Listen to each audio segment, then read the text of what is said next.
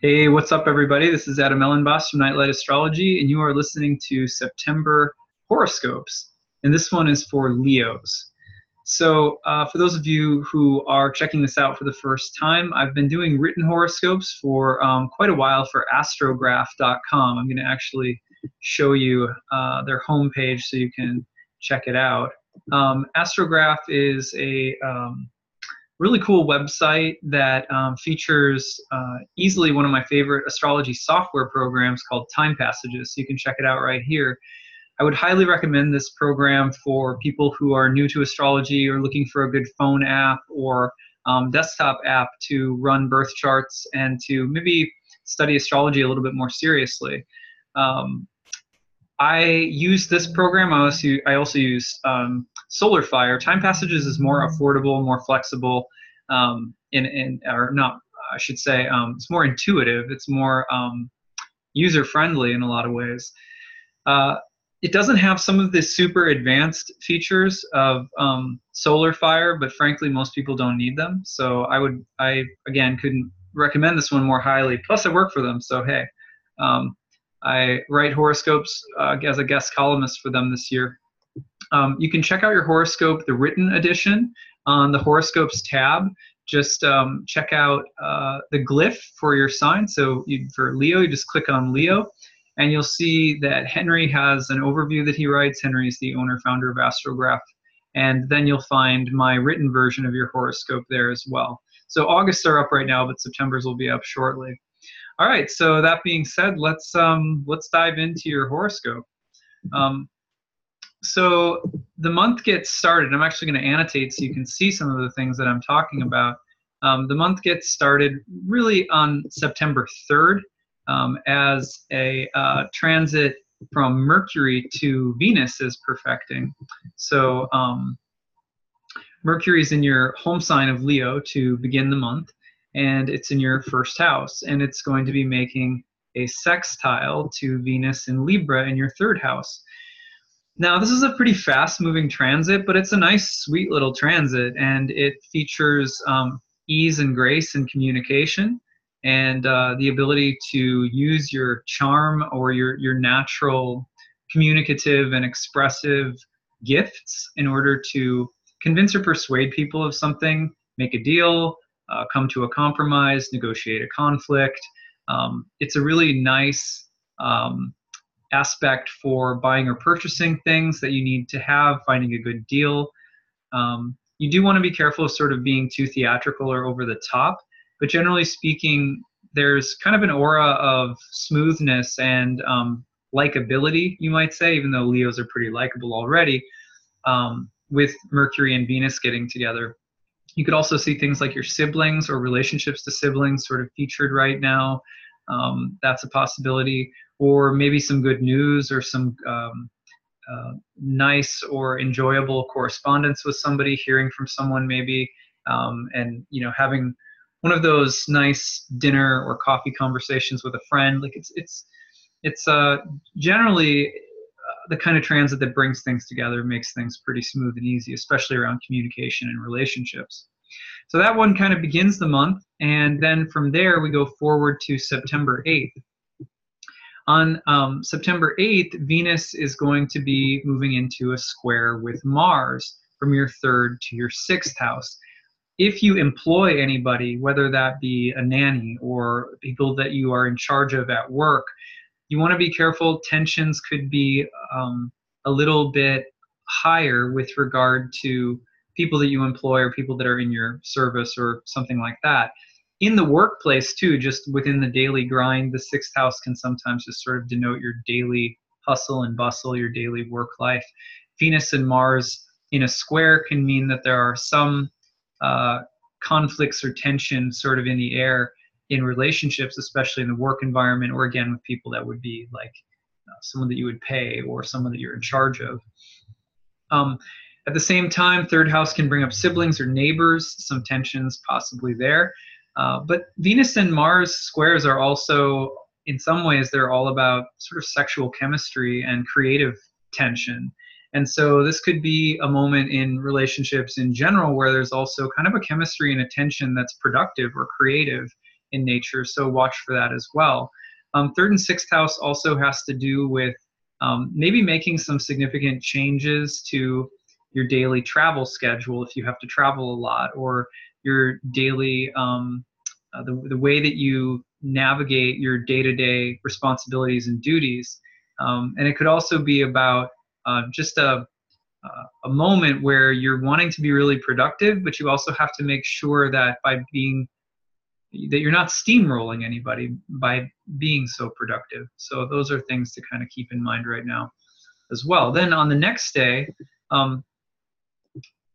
there's going to be a new moon, beginning of a new moon cycle in your second house of finances, resources, time, money, energy, your sort of your material values, signaling a moon cycle ahead that will likely feature some of the themes of money and finances. Now, I don't have the outer planets displayed right now, so I'm going to pull them in so that I can start showing you what else is going on.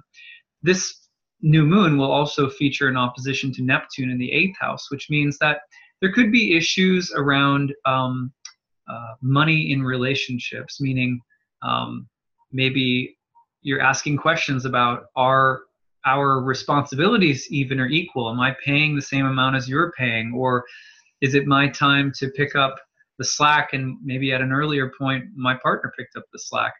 But issues around money and energy and time and resources in relationships, and maybe some tension going back and forth or seeking some balance there, as well as maybe just a theme of new opportunities financially, starting to grow a new business concept, a new kind of a new enterprise of some kind, or a new project. Those are all kind of second house things. And then when you think about the opposition to Neptune in the 8th, you're also thinking about potentially there could be some blind spots right now that you want to be careful of. Neptune sometimes implies that we're not seeing everything totally clearly, or that there is some level of illusion or deception, that we are self-deception, self-delusion, or coming from others. So you want to be mindful about that, especially if you're considering purchasing something or going into debt over something. Just sort of being careful about that right now. The next stage of the month will also go forward here, happen pretty soon after the new moon on September 12th. Now on September 12th, Venus in Scorpio will be making an opposition, excuse my horrible drawing here, to Uranus and Taurus in your 10th house. So that's an opposition between the 4th house of home and family and sort of domestic matters, sometimes related to property or ancestral karma, and the 10th house, which is related to your career. So your career has been in flux and going through some changes or upheavals or revolution or innovation ever since Uranus entered Taurus in the middle of May. But with Venus entering your 4th house and about to go retrograde next month, you're probably going into a time where you're trying to figure out the balance between work and domestic matters, or where you're living and what you want to be doing professionally, your sense of life direction and calling, 10th house, or your sense of roots and home and where you want to belong or where you feel safe, 4th house. Venus opposite Uranus loves to defy traditional norms and values in relationships, love, sexuality, style, art. And so there could also be some themes of rebelliousness, defiance, creativity, disruption regarding relationships or sexuality or art or beauty, some kind of eccentric qualities in the air around this one. But it would be also related, again, to family or home matters, 4th house, and again, professional matters, 10th. You know, given that Venus is going to retrograde in your 4th house next month, you're approaching a time when you're going to be going through some changes or considering some revisions or digging a little bit deeper into family matters and relationships and love and sexuality in the home and within your love life and your living situation. So they're all interesting themes and topics coming together at once on September 12th, this opposition from Venus to Uranus, in other words, is sort of foreshadowing Venus retrograde next month. More on that one next month. So moving forward from there, on September 18th, Mars is going to enter Aquarius not long after, or not long before that, and then square Uranus and Taurus in your 10th house. This is from the 7th to the 10th. Now Mars is in the house of relationships and love, and it's squaring Uranus again in the house of career. All summer long, since late June through late August, you had a Mars retrograde that was mostly concentrated in your 7th whole sign house of love and relationships. That means that there could be challenges, changes, frustrations, some sense of having to work into the deeper karmic substance of your relationships. Your social life could have been changing, or the way that you present yourself to others or to the world, the sort of your social interface with the world could have been going through some real changes over the summer months. With that being said, Mars was also all summer long in a square to Uranus in your 10th house of career. Maybe that means you're reconsidering something about your public image or public reputation. You're reconsidering things both relationally and professionally at once, with the urge for greater freedom or change or independence or doing something outside of the box. This transit will potentially bring up the feeling of needing to break free, reinvent yourself, and again, sort of break out of your own, maybe some of your own limitations, especially again in the areas of relationships and career. So a lot going on for you this month with the cardinal houses, or what we call the angular houses, 1, 10, 7, and 4, all really emphasized. It's a big month for Leos. So that being said, we'll move ahead to September 22nd into 23rd, which is when the sun enters the sign of Libra, the fall equinox, which will really set the tone for the entire autumn season. And it's in your 3rd house, which could feature siblings, communication, learning. So there's a communicative energy that starts to make itself known and felt at this time.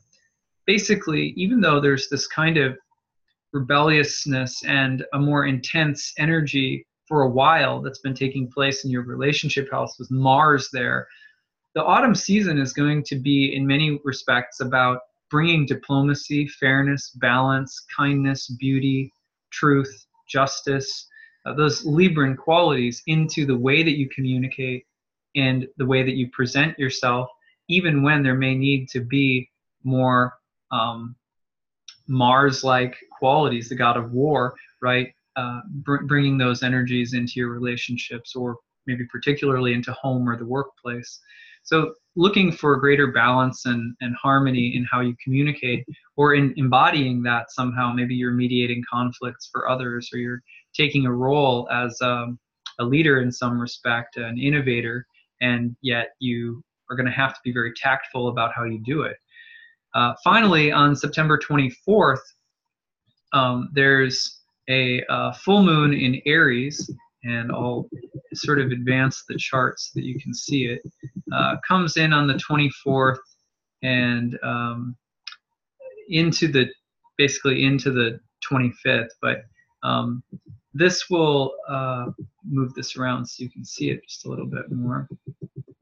Here we go.